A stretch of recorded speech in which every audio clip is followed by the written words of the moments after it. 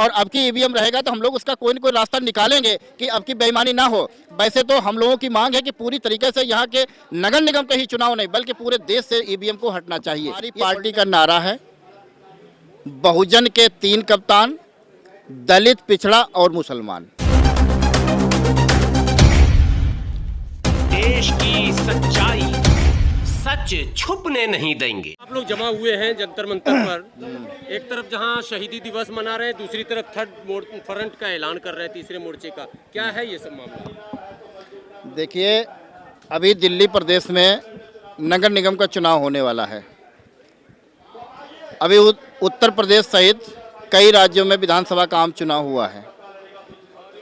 जिस तरह से भारतीय जनता पार्टी ने बेईमानी के दम पर एक साजिश के तहत सरकार बनाई है, आप सभी लोगों को मालूम है कि किस तरह से बेईमानी करके उत्तर प्रदेश में इन्होंने शासन सत्ता हथियाई है। आज दिल्ली में एक 5-6 पार्टियों का अलायंस बना है, उसमें मुझे भी इधर बुलाया गया। पॉलिटिकल जस्टिस पार्टी का नेशनल प्रेसिडेंट होने के हैसियत से मैं इधर आया हूं। हमारे पार्टी के राष्ट्रीय महासचिव और राष्ट्रीय कोषाध्यक्ष भी इधर कार्यक्रम में आए हैं। तो दिल्ली में जो नहीं बुलाया गया में सर, एक सवाल है कि आप लोग का कोई रोड मैप तो तैयार हुआ होगा, किस आधार पे चुनाव लड़ेंगे, कैसे लड़ेंगे? अब आज हम लोगों ने बैठ के यहाँ पे अध्ययन और मनन किया। शहीद दिवस है, हम लोग श्रद्धांजलि यहाँ पे देने उपस्थित हुए हैं। तो इसी बहाने अपने लोगों से, अपने वर्करों से बातचीत भी हो गई है। अब बैठ के रोड मैप तैयार कर लेंगे, क्योंकि सरकार की नीयत ठीक नहीं है। क्योंकि चुनाव समय पे होना चाहिए, यहाँ के चुनाव का ऐलान हो जाना चाहिए।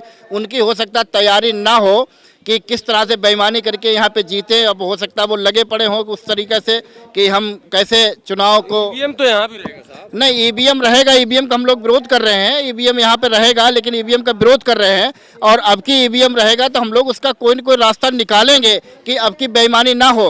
वैसे तो हम लोगों की मांग है कि पूरी तरीके से यहाँ के नगर निगम के ही चुनाव नहीं बल्कि पूरे देश से ईवीएम को हटना चाहिए। ये पॉलिटिकल जस्टिस पार्टी।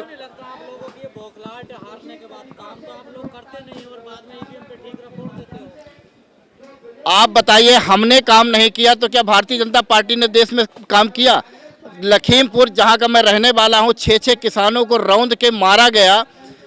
मनीषा जैसा कांड हाथरस में हुआ। लखीमपुर की 8 सीटें जीती बीजेपी। लगातार हम लोग संघर्ष करते रहे, लगातार प्रोटेस्ट करते रहे। जहां पे एट्रोसिटी, अभी सरकार ने शपथ नहीं ली।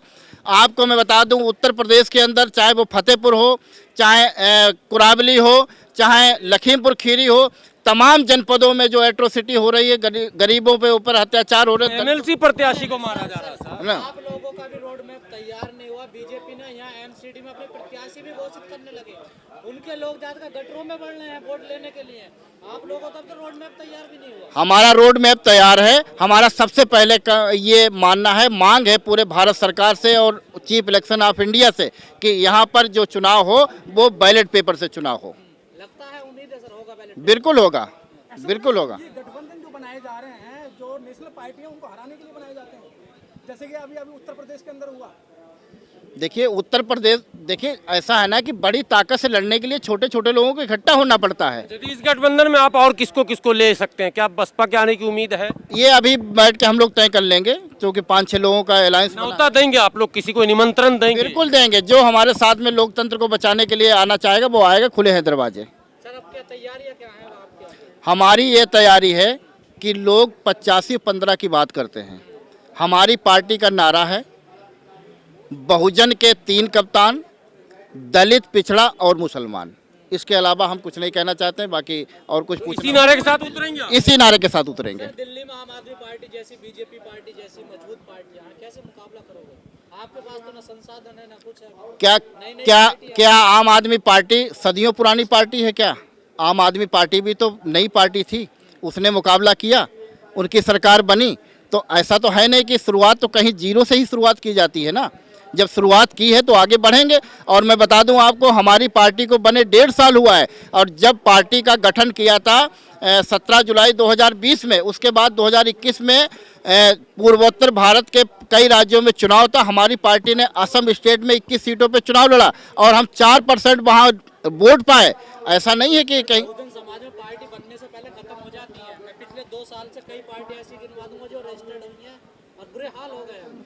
अब ये नेगेटिव सोच हमारी नहीं है, हमारी पॉजिटिव सोच है। जो बनी है खत्म हो गई, वो अलग की बात लड़ना है, बिल्कुल लड़ना है, तैयार है। वो नारा एक बार और सुना दीजिए आप हमको, बहुजन के 3 कप्तान। बहु- ये प्रचार भी तो होगा आपका। देखिए, और हम क्या जितने भी यहाँ खराब भी हो जाता है इसमें, नहीं, कप्तान नहीं। लोग इधर उधर चले नहीं कप्तान नहीं जाएंगे। हमारी पार्टी का सीधा फंडा है कि बहुजन के 3 कप्तान, दलित, पिछड़ा और मुसलमान। जो शराब की आबकारी नीति है, जो बदलाव किया है केजरीवाल सरकार ने, सबको शराब पिलाया जा रहा सस्ता, घर पहुंचाकर। देखिए, एक चीज़ मैं बता दूं आपको, जहाँ तक केजरीवाल जी की बात है, ये बाबा साहब डॉक्टर अंबेडकर का खूब नाम लेते हैं, ठीक है। बाबा साहब डॉक्टर अंबेडकर का नाम लेने वाली भारतीय जनता पार्टी भी है।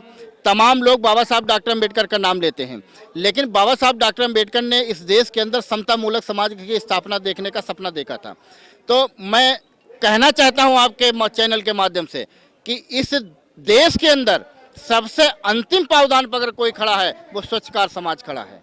आज दिल्ली में आप देख लीजिए कि जो दशा स्वच्छकार समाज की केजरीवाल की सरकार बनने से पहले थी, वही व्यवस्था आज भी है।